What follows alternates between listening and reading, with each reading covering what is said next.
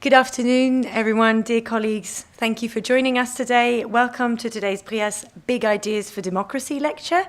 My name is Louise Knobs, and I'm assistant professor here at the ULB. On behalf of the entire BRIAS team, and in particular our work package on democratic short-termism and sustainability, co-led with Professor Didier Caluarts here from the VUB, I'm delighted to welcome Professor Amanda Machin, who is our speaker today and who will give a lecture titled Democracy and the More Than Human Carnivalesque. Amanda Machin is Professor of Political Sociology at the University of Agder in Kristiansand, Norway. She's interested in the dynamics, theories, discourses, imaginaries, protests, identifications, performances, and bodies of ecological and radical democratic transformation. She has researched these topics in various positions at universities in the UK and Germany before moving to Norway in 2022. She has published 5 books, including Bodies of Democracy, Modes of Embodied Politics, and Negotiating Climate Change, Radical Democracy and the Illusion of Consensus. Amanda is also an editor for the journal Environmental Politics and co-editor of the collection Environmental Political Theory in the Anthropocene for Edward Elgar. One of the key reasons, at least on my side, for inviting Amanda Machin to give this lecture and stay with us here at BRIAS is the unmistakable gaze which she casts over environmental politics, which complexifies the so far dominant theories of deliberative democracy as a way forward to respond to ecological problems and short-termism specifically. Amanda proposes a different view to that, one that contrasts quite sharply with ideals of rational deliberation. In the tradition of radical democratic theorists, she advances, among others, the concept of ecological agonism, through which she advocates for a repoliticization and a return of political conflictuality in the field of environmental politics to overcome techno-solutionist and managerial eco-politics. I have personally found this particularly insightful, and I believe it is inspiring for the entire field of environmental political theory. We are therefore extremely grateful and lucky to have Amanda here with us today and for the coming weeks. We look forward to many interesting and rich exchanges on our joint research interests across the BRIAS network and beyond. Today, Amanda will be taking us on a journey full of corporate zombies, mermaids, and dead bees, discussing how carnivalesque protests participate in challenging political boundaries. Welcome, Amanda. The floor is yours. Thank you for being with us.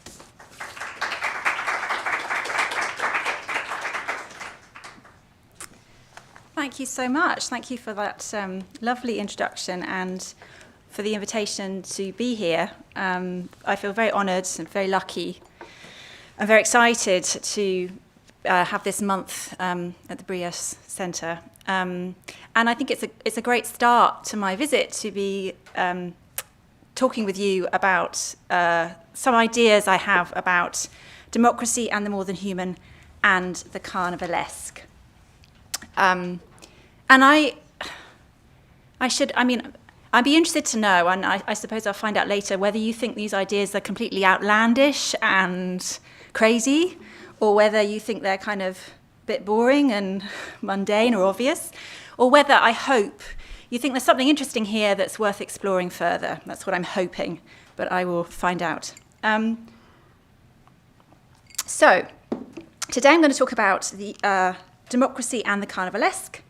More specifically, I'll talk about carnivalesque political protests and its relevance for environmental politics. So what is the carnivalesque and why does it matter? Let me start by sharing some examples.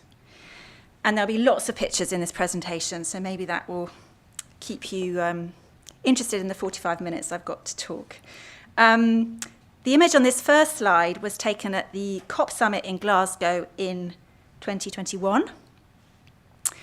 Here are some other photos. This one is of the climate activist group Ocean Rebellion, who are related to Extinction Rebellion. Obviously the more famous group. This image is of the Occupy Wall Street movement in 2011, who famously wore Guy Fawkes masks, but here we have a unicorn in the mix.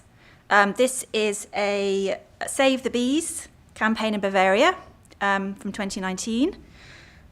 We have protests against Bolsonaro in Brazil in 2019 too. And then some more recent examples. These two photos are of the No Kings protests in 2025 in Minneapolis. And I think they have another big protest scheduled for March, so next month in Minneapolis, obviously against ICE, which I'll be obviously interested to see what happens there. So I suggest that these examples have something in common, and that what they share is that they are characterized by carnivalesque performances.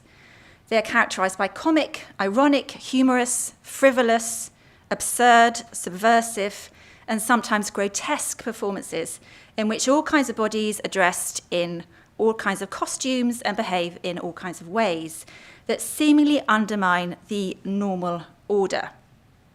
Now, the Carnivalesque is obviously related to Carnival, the often annual event, which some of you may be familiar with. The last time I talked about this topic, actually, I had a fairly small audience, several Germans and 7 Brazilians, which was just, of all the audience members, so they were kind of really challenging my interpretation of Carnival.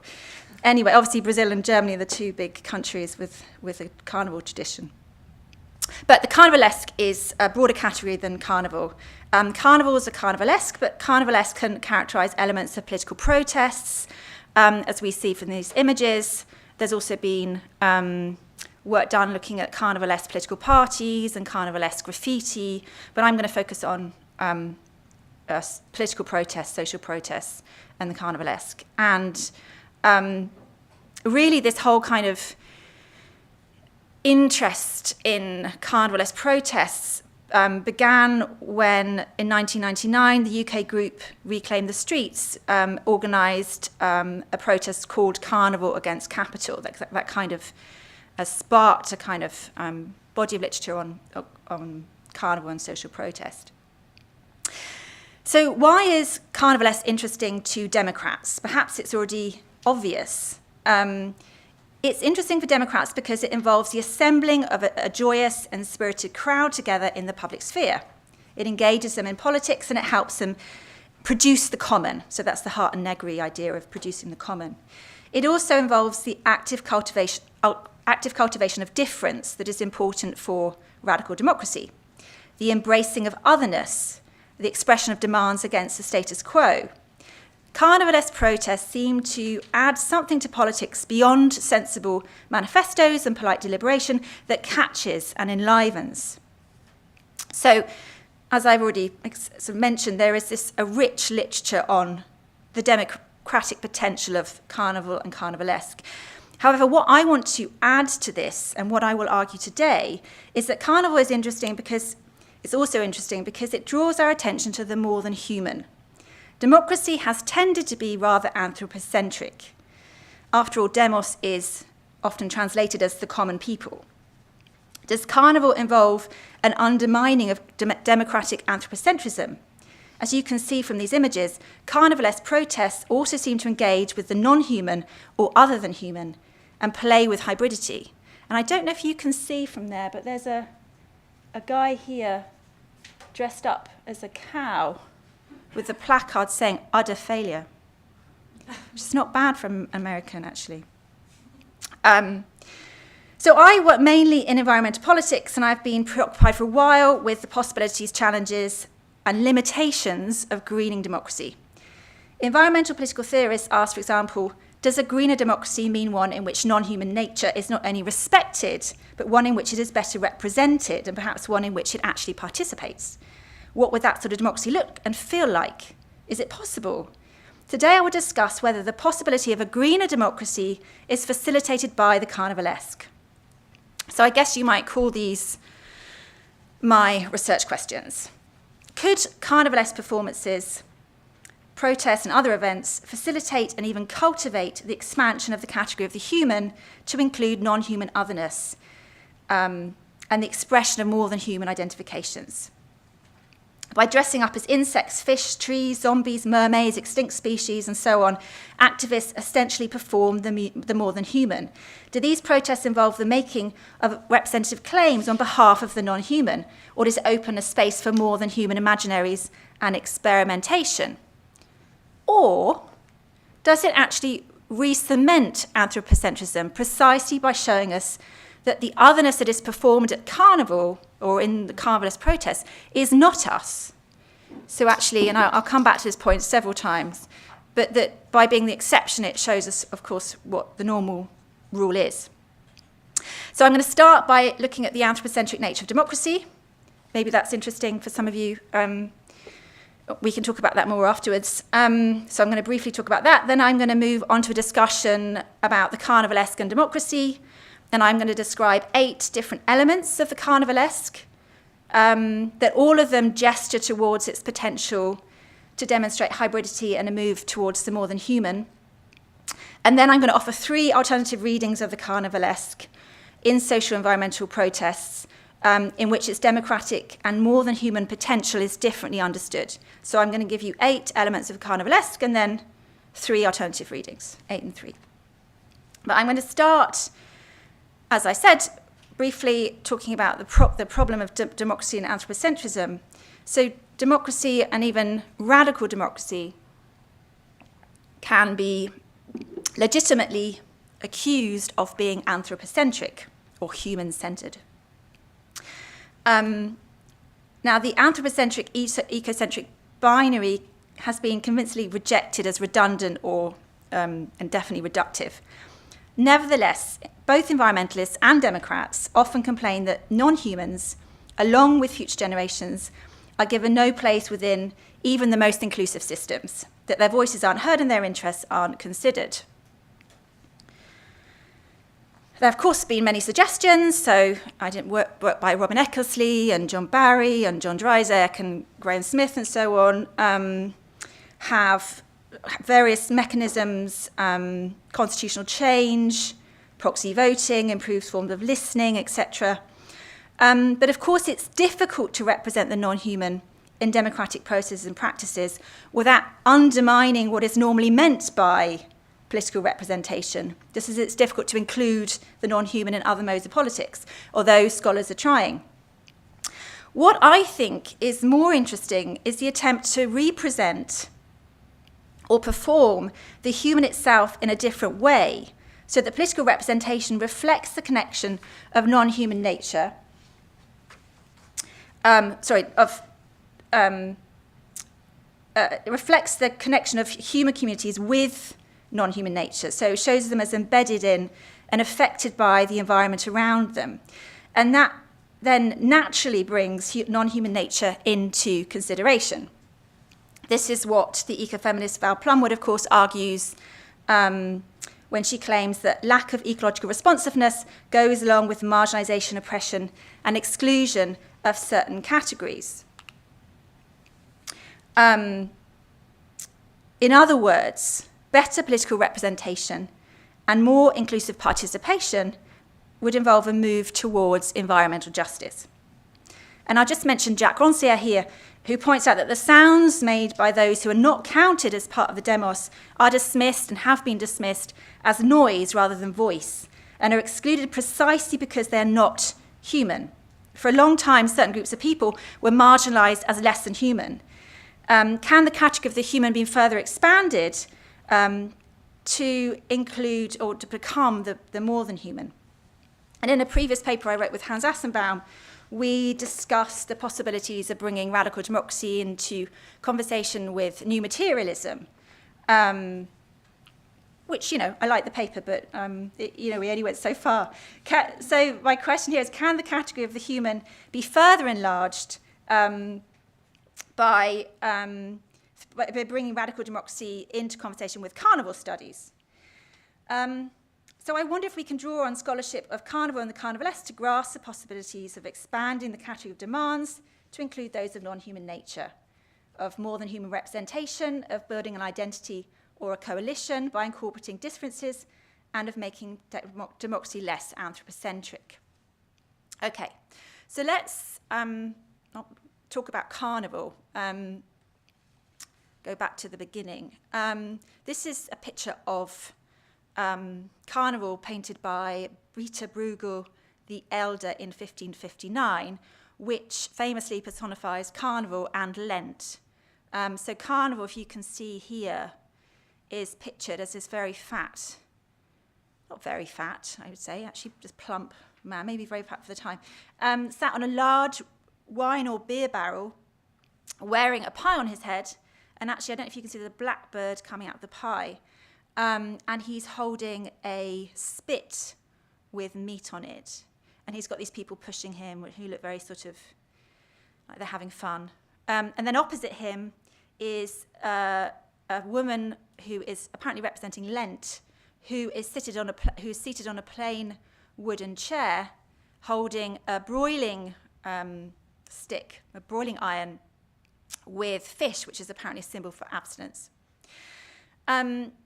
So here we see already in the 16th century this sort of personification of Carnival as involving something different to the normal order of things, that somehow undisciplined, opposed to the kind of normal disciplinary rules and regulations. John Hammond explains that the carnival of spirit was portrayed as the fat, lascivious man who consumed great quantities of food and alcohol and was prodigiously sexual. Carnival was and remains a feature of social life in some countries, and it's about behaving comically, rudely, a reversal of normal life. The most important influence on the contemporary study of Carnival and the Carnivalesque is the Russian writer Mikhail Bakhtin. Bakhtin's book Rabelais and His World studies the folk culture and Carnival in the medieval and Renaissance periods in Europe, as shown in the writing of Rabelais, who Bakhtin claims had been misread during the Soviet period, due precisely to the waning of the Carnivalesque consciousness. Under Stalin, there was no carnival. So according to Bakhtin, Carnival suspends established hierarchies and builds its own world in opposition to the official world. Bakhtin asserted an opposition between Carnival and officialdom. He explained that officialdom was characterized by formality, seriousness, and hierarchy. Carnival time, in contrast, was a time of freedom and equality and laughter. He refers to Carnival as people's second life, in which the normal order of things was turned upside down. Quite literally, think of the Carnivalesque gesture of handstands that symbolize through the body the inversion of high culture. By referring to a second life, Bakhtin wants to emphasize that people didn't stand by and observe festivities, they lived them. It was the world they were immersed in, as real as the other world of officialdom. He writes, "The influence of the carnival spirit was irresistible. It made a man renounce his official status, monk, cleric, scholar, and perceive the world in its laughing aspect." As Hebert writes, the carnival was a period of sanctioned play, in which official truths could be subverted, even if only temporarily. Carnivals, then, are importantly excessive and transgressive. What one cannot or dare not say aloud in normal life can be said at carnival time, and therefore it has an important social critical function. So here we're still just talking about carnivals themselves, right? We're not talking about social protests yet, but even these carnivals themselves were seen as having an important role in societies because it allowed people to be temporarily critical of the regime. And Bakhtin, for example, talks about masks that were worn in carnival time, and said that whereas we think of masks today as kind of hiding and disguising and being deceptive, masks in carnival time in the Middle Ages were connected with the joy of change and reincarnation, with the merry negation of uniformity and similarity. It rejects conformity to oneself. So it allows people to be different. So that's carnival. And actually, one other thing I'll mention here. Carnival comes with a different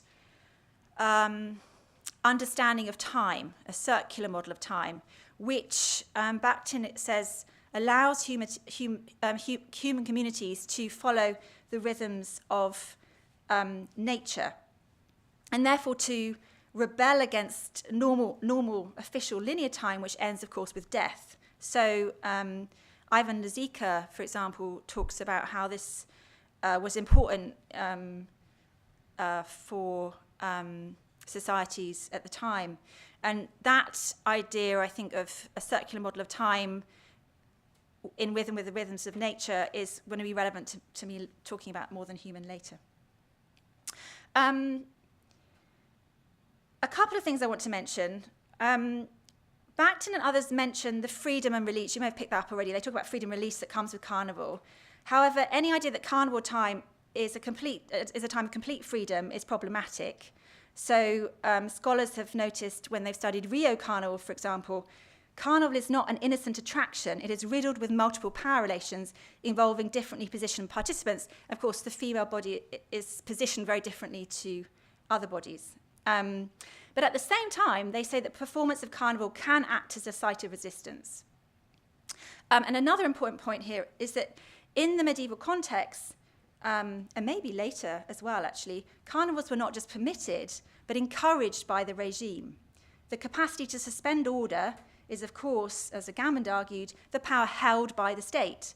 Since carnivals are restricted to certain times and places, they may not constitute real transgression, but on the contrary, remind us of the rules and reinforce existing order. Therefore, as Godet points out, there are both politically radical and conservative aspects to carnival, and I'm going to come back to that point later. Okay, so carnivalesque and politics. So I mentioned already various scholars interested in democracy have looked at the role of carnivalesque, particularly in relation to social protests. Claire Townshend points out, and she's done a lot of work on the Occupy movement, for example, that carnival protests have been a staple of the anti-corporate globalization movement. Carnivalesque social protests can be an important first step in challenging a hegemonic regime, as has been argued in relation to Bulgaria and Serbia and Poland. They can help to oppose, or at least temporarily relieve, various forms of oppressive political culture, and be a medium of emancipation and a catalyst of civil disobedience in protests against capitalism, at least if they're given a window of opportunity. So what I want to do now is dig into these aspects of carnivalesque that are relevant for democracy, maybe particularly radical democracy, without trying to essentialize the carnivalesque. So we might call these, what I have is of 8 elements of the carnivalesque, and maybe more family resemblances in the Wittgensteinian sense, rather than essential features. So I'm going to talk briefly. How much time do I have left? Halfway through? Okay, so I'm going to talk briefly about these 8 different aspects or elements of the carnivalesque, and try and draw out why I think they're relevant for democracy and the more than human. Okay, so first of all, they're collective. I don't think one person can have a carnival by themselves. I don't know, maybe they could try, I don't know. But I think a carnivalesque can only take place within the crowd. And that's why it's often described as being close to populism. So it can bring unity and it can bring identity to a community or group.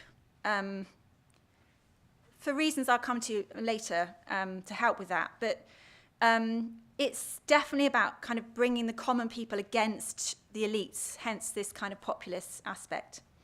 So Tenali argues that the aesthetics of the carnivalesque are utilised by social protests around the world to express collectivity, diversity, and egalitarianism.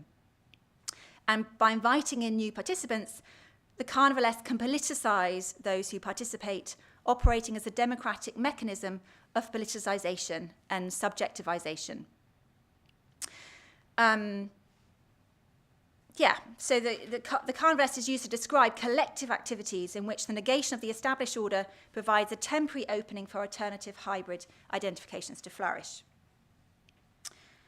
Secondly, carnivalesque are embodied. They involve undisciplined, emotional bodies gathered together. Central themes, as I showed on the previous slides, central themes of Carnival relate to the body, the food, sexuality, and violence. Carnival often involves blood. According to Bakhtin, folk culture, exemplified through culture, brought the world close to man, gave it bodily form, and established a link through the body and bodily life. So there's this, the body plays a role in Carnival, and Carnivalesque is shown through, is shown through the medium of the body. And it illustrates the political power of the body, and particularly the grotesque body. And I'm going to come back to grotesque in a minute. But I published a book a few years ago on the role of bodies in politics. For example, I looked at the embodied performance of the hunger strike. The hunger strike is, of course, tragic, whereas the carnivalesque is much more about comedy. And so that takes me to the third element, which is carnivalesque is humorous. Indeed, even though it can be hard to laugh in the face of danger, carnivalesque protests often, or usually, poke fun at the establishment. There is an element of play, or what Ivan Lazika calls hijinks in Carnival, and what Trifonov calls political pranking. Now, humour, there's been interesting work done just on humour and politics, but humour, it provides relief in a context of tension. It can encourage people to join in with a protest action or a social movement, hence this kind of collective bringing together. According to John Hammond, humour unmasks the claim of the powerful to power and of authorities to knowledge. It exposes them to ridicule and rebuts their pretensions of superiority. Carnival allows us to laugh, and as Bakhtin teaches us, laughter liberates. Lars Tonder's done work on the comic and political, and Matthias Poulsen has argued that play and playgrounds have democratic potential, and that this kind of play is, the idea of play is obviously present in the carnival. At the same time, however, humour doesn't necessarily preclude seriousness. So high spirits or even riotous behaviour do not indicate the presence or absence of ritual seriousness of an act. So it can still be, have a serious message, I suppose, or there can be a serious feeling behind it. Going beyond humour, the fourth element of the carnivalesque is passion.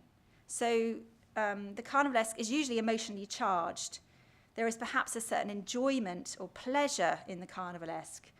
Some argue that carnivals provide du sang, which is the painful enjoyment or forbidden pleasure that Lacan talks about in his psychoanalytical account of desire, which some political theorists, some radical Democrats find useful.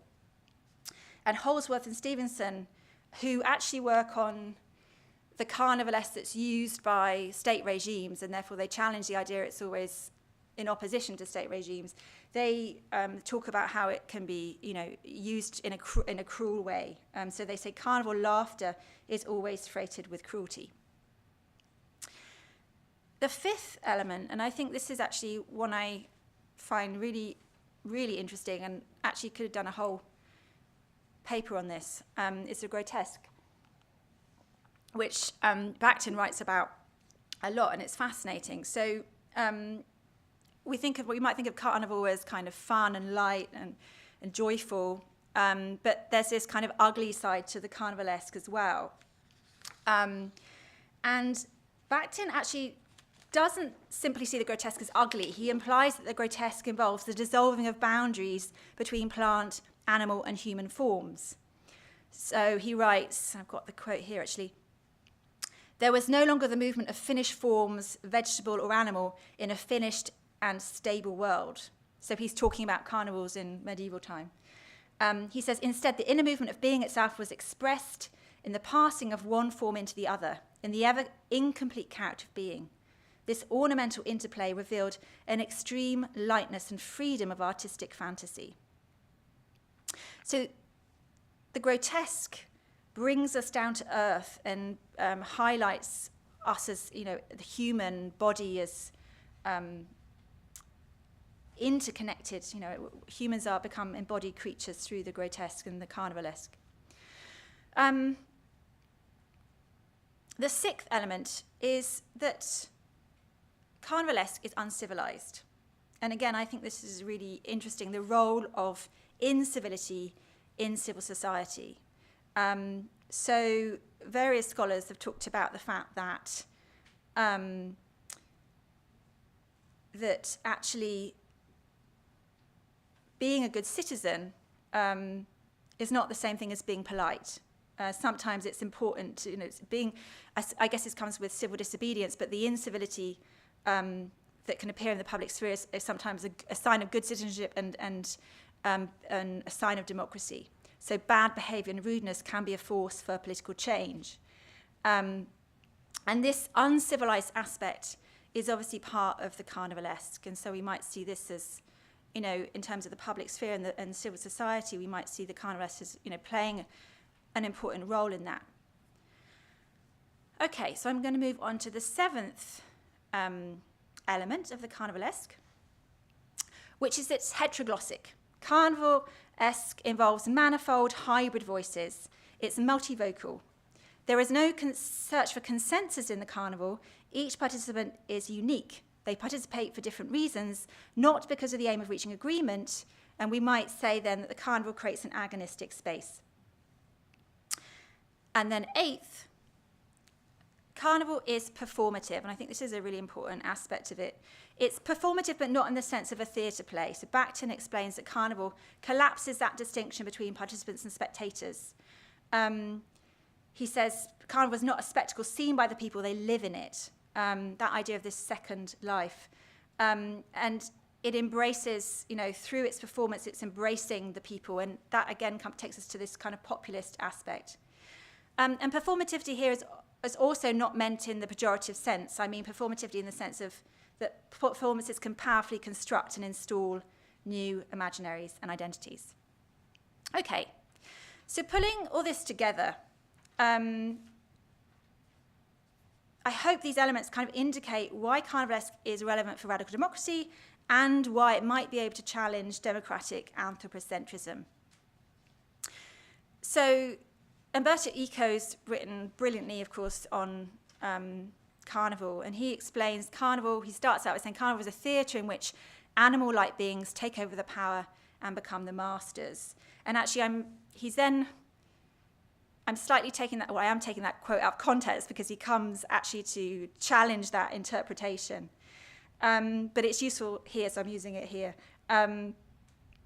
This is, when I come to these three different readings, I will show how this is, an important aspect of one of the readings is that it is this animal beings can kind of take over carnival time. Going back to Bakhtin's description of the mask in carnival, Bakhtin writes that the mask is related to transition, metamorphosis, the violation of natural boundaries. It contains the playful element of life, which is why some work says that Bakhtin can be a resource for actually rethinking human-nature relations. So to participate in the carnivalesque is apparently not only to witness otherness, but actually to celebrate and embrace otherness, perhaps even through the anonymity of wearing masks, to play with identities and become other, to dress up as a hybrid creature, break the rules that dictate how we behave, how we dress, who we are, and this allows this freedom and subversion. So Bakhtin reformulates the idea that through performances of the grotesque body, the human being exists as something in a process of becoming and not as something as closed. So all of these questions then, picking up on what I've been talking about so far, raise this question that can carnivalesque performances of the grotesque body open the boundaries between the human and the non-human? And as I said, I've got 3 different readings that answer that question differently. So the first one is the metamorphic reading. Carnivalesque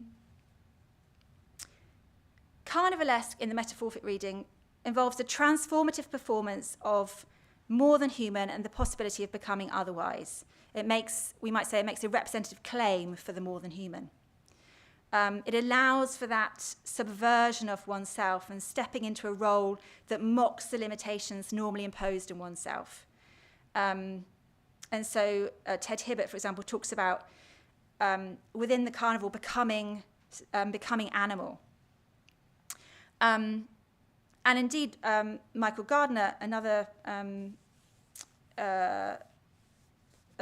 fact, the one source I could find that was actually looking at the grotesque and Bakhtin and ecology. So not so much on carnival, but he was looking into the grotesque, which is why I'm saying it's an interesting area. But Michael Gardner argues that Bakhtin's ideas resonate with both ecology and feminism, because Bakhtin apparently challenges that human nature dichotomy through the promotion of the grotesque world, which transgresses its own limits by assimilating the material world.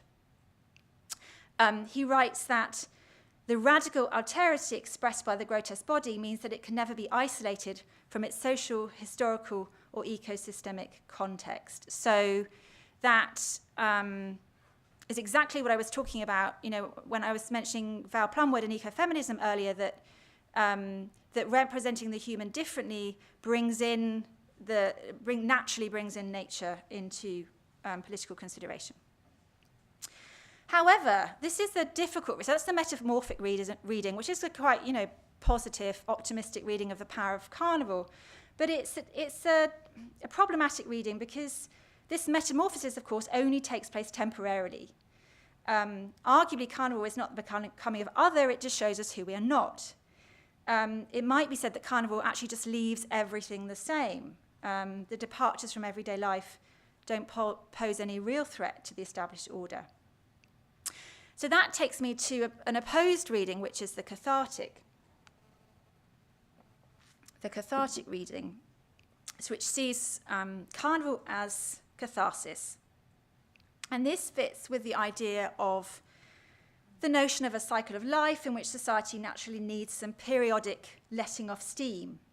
Carnival is part of nature's eternal renewal. So it's naturally part of society. It's what people need to do every year, especially certain times of the year where in Germany, it's celebrated in February, I think. It's very much institutionalized, right? So and it comes at a time of a year where I guess people need that kind of, or certainly enjoy that kind of letting off of steam. Where am I? Yeah.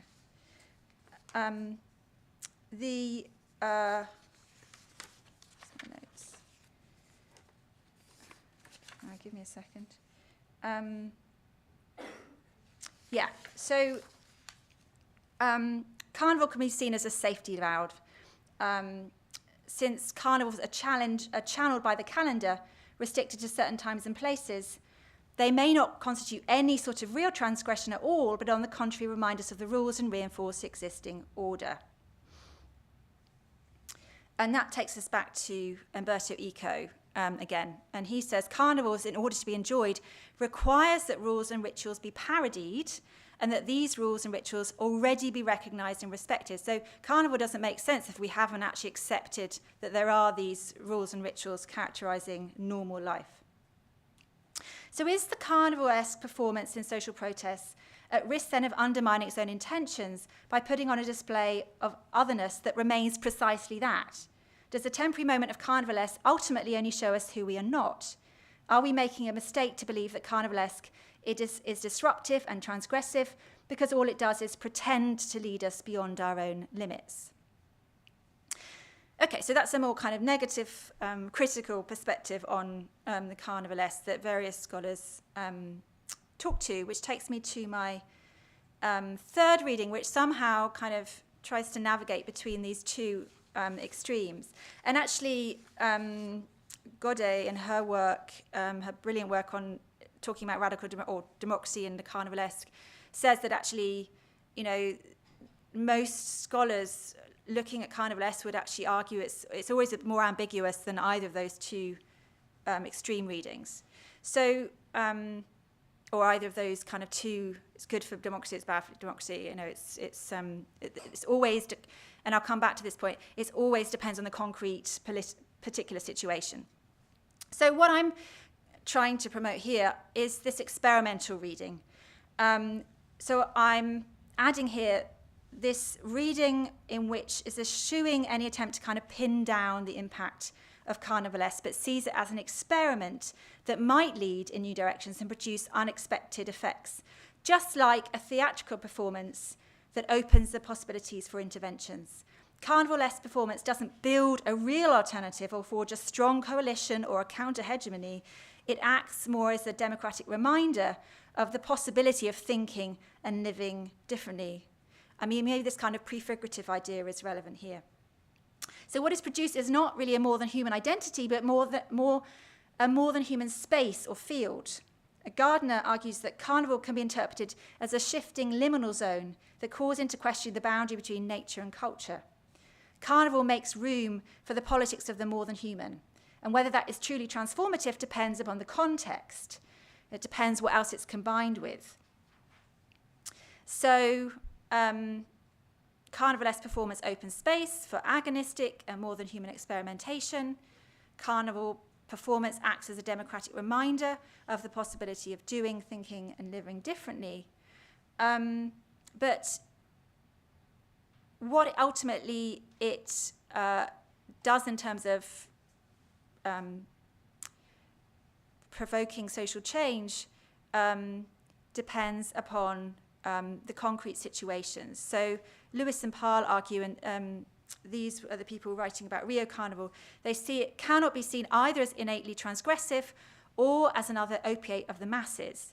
Instead, it becomes a site where multiple competing voices struggle to articulate their histories, experiences, hopes, fears, and desires in particular circumstances. So all we can state is that the Carnivalesque can sometimes be a weapon of the powerless and of radical democrats to help highlight an unsettled conventions and ask questions. So that is the reading that I'm sort of trying to promote here. And so to conclude, coming back to this question, what then is the democratic potential of the Carnivalesque? And the more than human potential of the Carnivalesque? Does it simply reproduce the dominant order? Does it, on the contrary, mask new forms of discipline and authority? Can it decenter the human?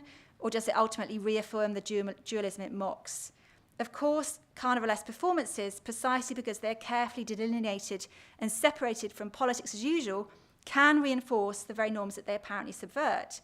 However, I argue that the Carnivalesque can be read as performatively installing a more than human space that is agonistic, ambiguous, and experimental, and is a reminder of democratic remainder. Whether that space leads to real change depends on what tools, ideas, imaginaries, and identifications it is combined with in a particular concrete situation. Thank you for listening.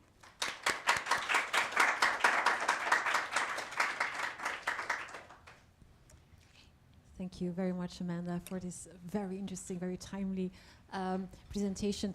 We open the floor for questions. Of course, now? yes. Yes, all right. Who has a question? Thank you, Amanda, for this excellent and visually beautiful presentation. I really like it. And also I really appreciated your approach to Carnivalesque in protest, especially because through my own participation in student protests in Serbia, where humor, performance, and Carnivalesque strategies play a crucial role, Okay. I think. Oh, that's interesting. Okay. Yeah, and for example, last year at this time, President of Serbia threatened that he could release cobras on the student, and cobras refer to elite military unit. so the military unit is called Cobras. After that, students carried on the protest large Cobras figures. Okay, oh, brilliant. and they, it was very popular, and they use that threat. They turn threat into the slogan, "Throw the Cobra so we can play." So it was very popular, like slogan, and obviously funny. And so I think that many of these practices are shaped by Gen Z cultural, specific cultural references and irony. And my question to you is, to what extent do you think that those practices are spontaneous and effective? And to what extent they are strategic political tools within social movements? So maybe this is maybe a bit of topic from your presentation, but I'm just curious on your thoughts. Thank you. Would you like to answer this first, or shall we take a couple Although I of might questions? need to think about that. No, that's brilliant. I wish I'd known that. I could have put that in my presentation. But I did know, because I meant, I can't remember who it is, but somebody mentioned Serbia as a, and this was not recent, so I'm not sure about the Gen Z reference, but this was a while ago, I think. Anyway, so but that's a really interesting example. And it's exactly the Carnivalesque, because it's subverting and it's mocking. But like Umberto Eco says, it's not, you can't point it out. Like, you get it because it's funny, because it's not pointed out. Like, it sort of escapes the literary kind of writing down of it. I think I need to think about the question of whether it's spontaneous. It's probably a bit of both, right? Yeah. I was interested because my topic focuses on emotions. And the question, when you research emotions, there is some kind of debate to which extent are emotions, emotional work within social movement is spontaneously, and to which extent protesters are using emotions like emotional framing to mobilize people. So maybe Carnivalesque is also some strategy to mobilize. Oh no, I think it is, absolutely. Yeah. But then I don't think it would work if it was only that. There has to be some aspect of spontaneity. I mean, obviously protest, I mean, maybe it's a question that characterizes social movement studies more generally, right? I mean, is the social movement itself, how much is spontaneous, how much is... Well, we will continue the conversation. Yeah, thank you, though. Thank you for that question. Yes, thank you so much. I've learned a lot. I never thought about this, so that's really nice. Wonderful pictures. I almost have the feeling like, oh, I want to go out and protest and dress up like I don't know, a fish or something like that. Anyway, I was wondering if it's really carnival we're talking about. If I'm from the Netherlands, and and my husband is from Germany, so I have these two contexts that I observe from more close by. It's very traditional. It's not experimental at all. It is very hierarchical, very hegemonic. There's this prince and this king, and it's very local. It's not global at all. It's very focused on this town specific or village specific. It's not transformative at all. It's always at the same time. Religion is an important part of it. There's a sequence, so they drink like a couple of days after another. They don't sleep. Sexual morale is more open than usual, and then it, like people go back to their, like marriages and relationships, and then they have like I don't know, I'm not from that region, but a period in which they do not drink and so on. So they a period of fasting. So I was wondering, is what they're doing not more like protest theater? Because with a carnival, like the whole town is involved, and with this kind of protest performances, it's only a very selective group of people, and it reminds me in a way of theater of the oppressed, like more engagement, community theater. So I was wondering if you've also looked into theater studies, theater which is more community based. To give a specific message. So I liked it a lot. Yeah. I'm only left with the feeling Yeah. that I'm like, Yeah, I don't think this is carnival. So yeah, well, it's not. I'm talking about a carnivalesque, and that's lyric. So I told you when I presented it last time, I got Germans in the audience who were very sceptical, and also Brazilians that knew everything about carnival. So it was a difficult audience. So I'm kind of ready for the question. And I was just looking through my notes. I can't find it. So what happens in Germany is not what Machin would say is carnival at all. It's become a parody of carnival. So I agree with you completely, because I used to live in Germany and found it amazing, the carnival. Like, it was fascinating, but it wasn't inclusive or critical. Yeah. So that fit. So various people make these kind of distinctions between that kind of carnival and then what Machin talked about as real carnival.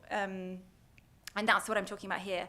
And I think it is different to theatre somehow. I think there is obviously connections between the carnivalesque and performative and the theatrical, but I think the carnivalesque and all of that, those elements that I talked about, it captures that in a different way to theatre. So I agree, theatre studies is really helpful, performance studies is really helpful in understanding what's going on, but I think especially things like the grotesque, right? I think that's super interesting. So I see what you're saying completely. I agree with you about those examples, but they are carnivals that are not carnivalesque. They certainly wouldn't be. And so Machin talks about what happened he was writing under Stalin in the Soviet era, where he said there was no carnival, and that festivities existed, but they were very much controlled by the state, but they were not allowed to be critical, and there was no sense of freedom. So, but thank you for that point. Yeah, it's an important one, and maybe I need to make it a bit clearer in the presentation. Thank you, Amanda, for your fascinating talk. I learnt a lot as well, and I found it very convincing overall. I wrote a few things that I wanted to just share with you and also ask you a question at the end of that. I think one of the things that I find the most convincing throughout your talk as a kind of thread that I see as a real potential for the question that you ask about the more than human is this escape of dualities and moving out of closed identities. And I found that is definitely an idea that came across a few times in your talk and that I find particularly useful.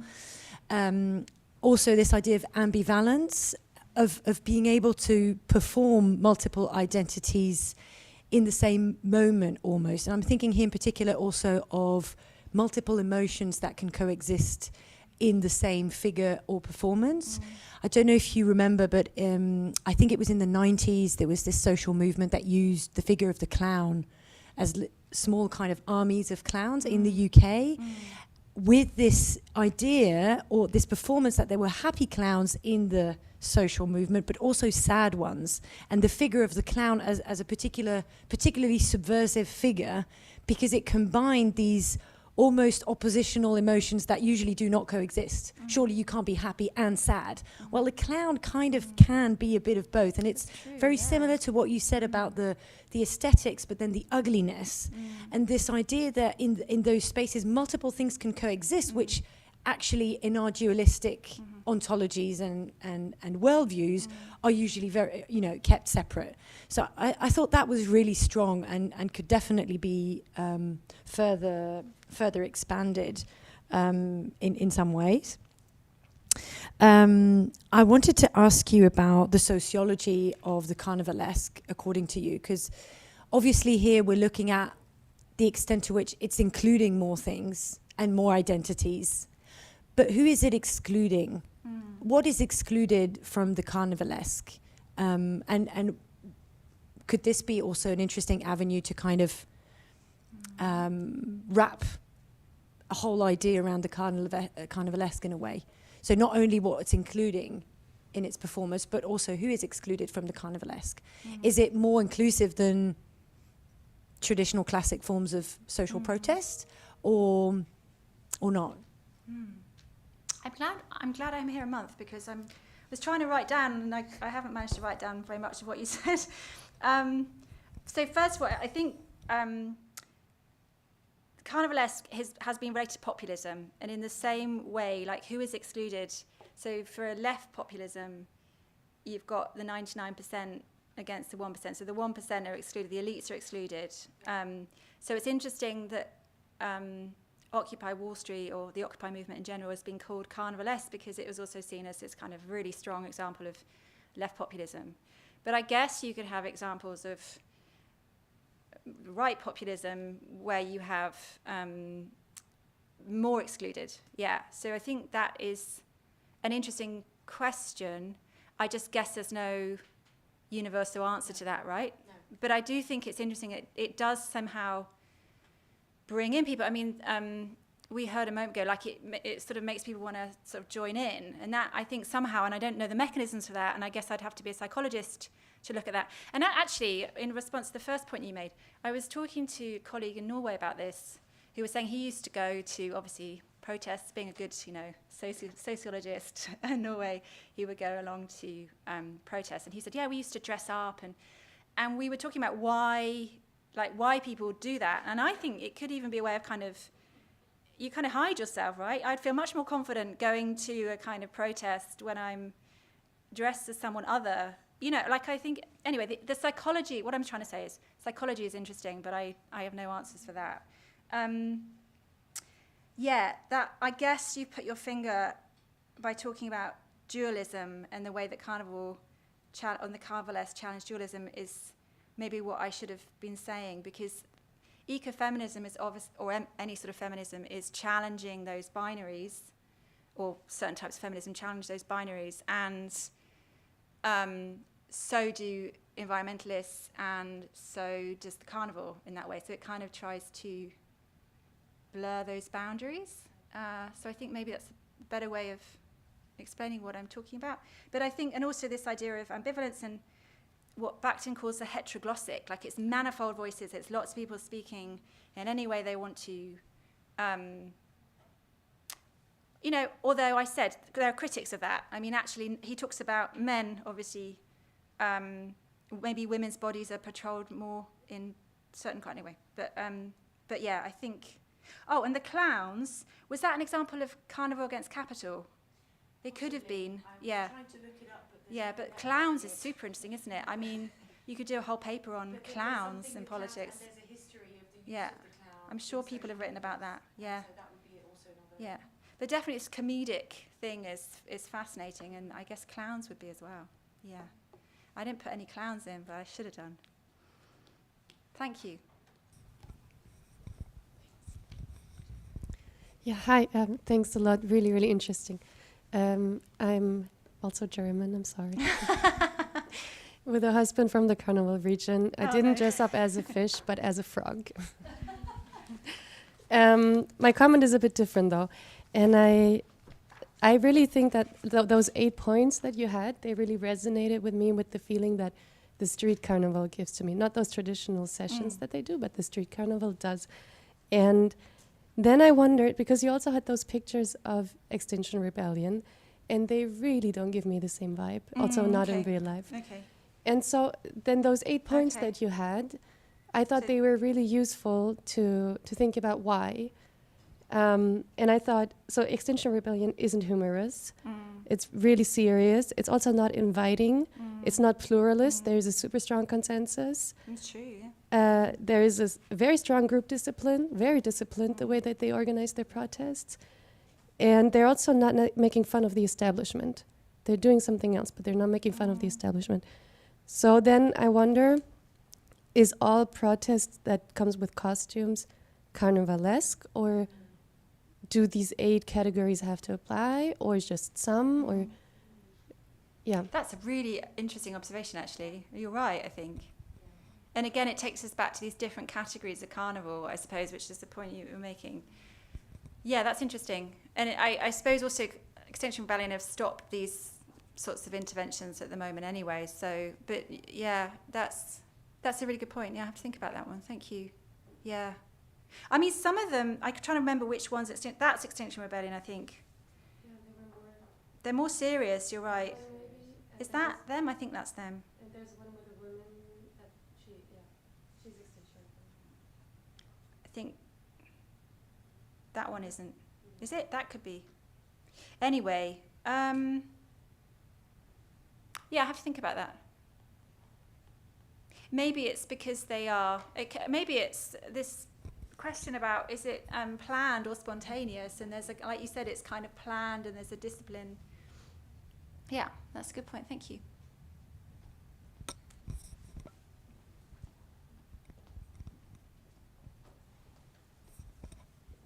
Hi. Thank you so much for the presentation and the wonderful pictures.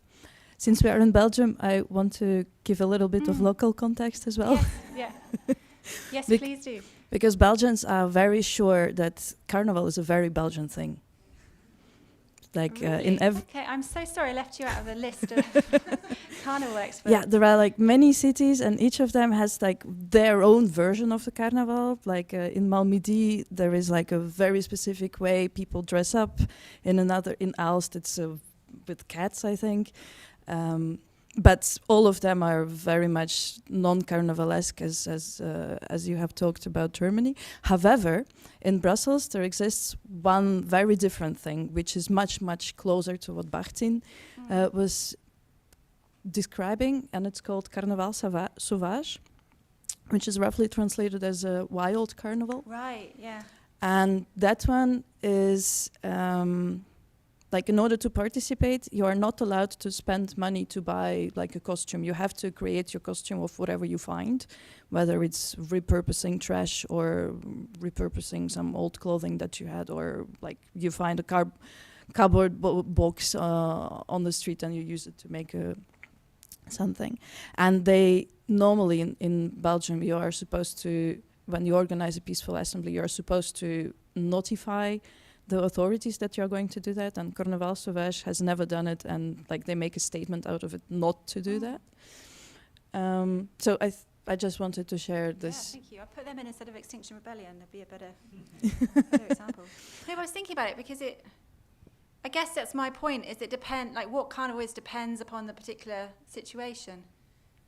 You know, and actually you could say maybe it's why Extinction Rebellion ended up giving up those kinds of interventions, because they weren't working. Maybe. Anyway. Yeah, I did have a question also. Oh, though. sorry, yeah.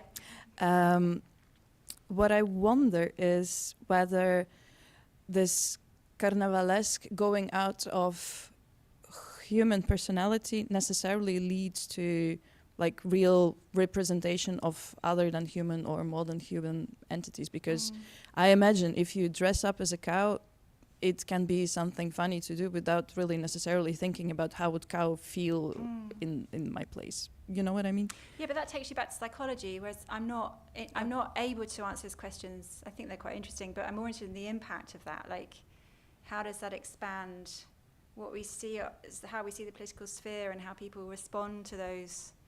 And so, of course, you dress up as a cow and have a banner saying "Ada failure." Doesn't necessarily mean you care about cows, but somehow it changes, brings something into the public sphere, I guess. Yeah, but thank you.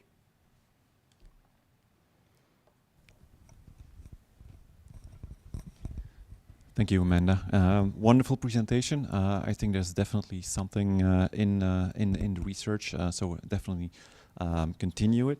I know yet you're at the early stages, as you mentioned before the presentation. I have many questions. I'll send them to you in a completely random order. So the first thing I thought was that there is actually a fundamental tension in what these people are doing, in the sense that they're the carnivalesque nature of the means of what they're doing, but also the seriousness of the message that they're trying to convey, right? And the messages and the means, or the message, the means are essentially about subverting authority, whereas what they aim to do is actually change these authoritative policies, right? So I think that this tension makes me wonder where the boundaries lie, right? So how far can these people go in their carnivalesque expressions without losing the potential to make change actually happen? So when do they kind of overstep the boundaries? And when does sympathy for these types of events actually becomes a public antipathy towards them? Maybe another one is who is actually the object of these things? Is it who is it aimed at? Is it the general public? Is it policymakers? Is it both? Depending on who they're aiming for, do you think that their strategies might also change? Then something that Maria also asked is it strategic or is it spontaneous? You already gave some answer, but was also one thing I was thinking about.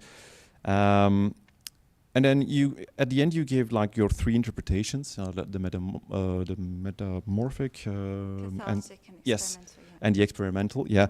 So at the start, I was thinking like, what is the goal of this carnivalesque element? Is it creating identity within the group, questioning what Louise mentioned, like the dual identities between human and non-human? Is it just simply making the message accessible and understandable, or is it simply like a kind of an expressive goal that they're pursuing? So yeah, many very sorry for the complete chaos, but many random questions. But I'll send it. I'll forward them. Yeah. Yeah, please do. Yeah, I mean, some of these questions will pertain more generally to social movement studies, right? All social movements, like, what is the goal? It's very difficult to say. A group of people, and I've said it's heteroglossic. Carnival's heteroglossic, so is social movements, and so there's probably not one goal, and they're certainly not all shared. There's no consensus on what it is. But I guess what I've been interested in terms of the body and performance is the way. So one of the papers I want to write based on this is looking at political representation and claims made of political representation through performance, which is why it's a shame Aline couldn't come, because the project I worked on with her was on performance and representation. And so is there a kind of political claim of a claim of representation being made here on behalf of the non-human? So maybe that's one thing that's going on. But I've been interested in the way the body can create somehow, or foster, or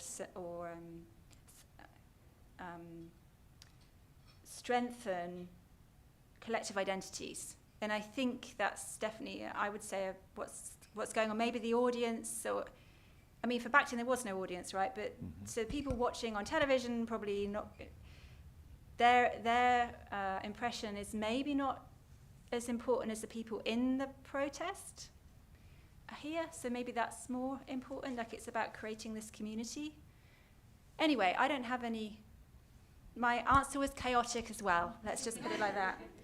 Okay. But thank you. Please do send me the points. But I think that idea of tension is definitely there.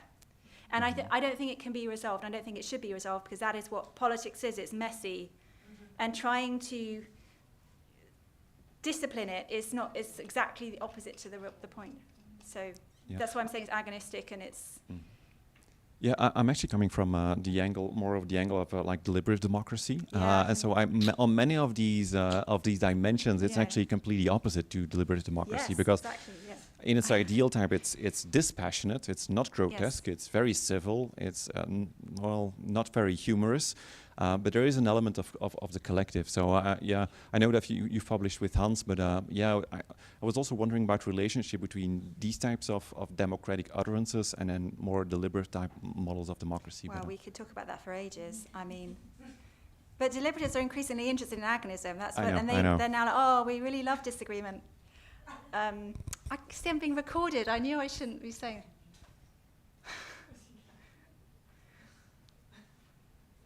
question as well. I was wondering, for me, I think the carnivalesque aspect of protests, especially in suppressive regimes, is first of all when the regime is trying to use the media to show you as a villain, what is more unserious and like not dangerous than a cow, like a man dressed as a cow, or in Turkey this summer there was a Pokemon, a person was wearing Pokemon costume, which became instant social media phenomena.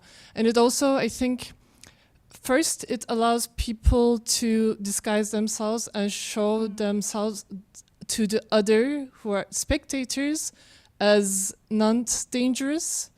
And also it provides people who would be otherwise afraid of protesting everyday ways of resistance. You can put a Pikachu pin in your bag, and I think we saw in I think I looked at One Piece, like this anime thing that Gen Z protesters used.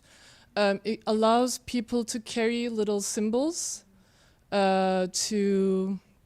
with themselves, and I think this type of imagery allows people to not just have that in the protests, but express it in their everyday lives. So I think the imagery that is used, the carnivalesque imagery that is used within the carnival, it's not about just the social identity that is created within a moment, but it's about making it bigger. The message. Yeah, I agreed very much with what you said at the beginning. Yeah, I can see that. And there is the work on the carnivalesque and social protest does talk about extremely dangerous situations and serious situations, and the kind of how brave it is to kind of, like what I read a quote out, to laugh in the face of danger. Like, I'm not sure about the point about wearing pins.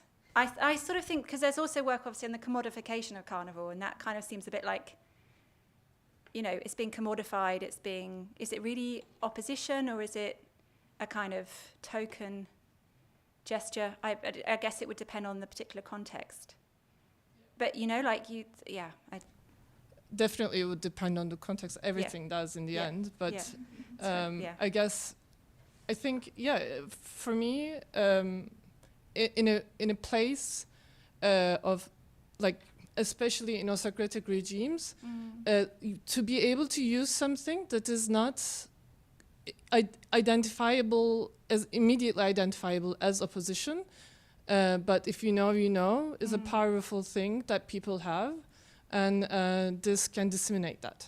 I think it can play a role of disseminating that, is my opinion. Yeah, like a visual symbol of, subversion, Thank you. Were you talking about particular context then? Gen Z movement of that anime is now quite popularized, but that's an example. I think the Pikachu thing in Turkey, it really took off for a bit.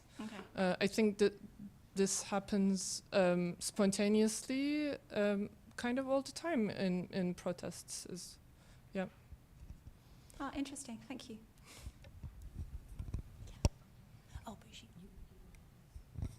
Hi, sorry, just a very brief question, because I was convinced, actually. I thought it was a very interesting topic.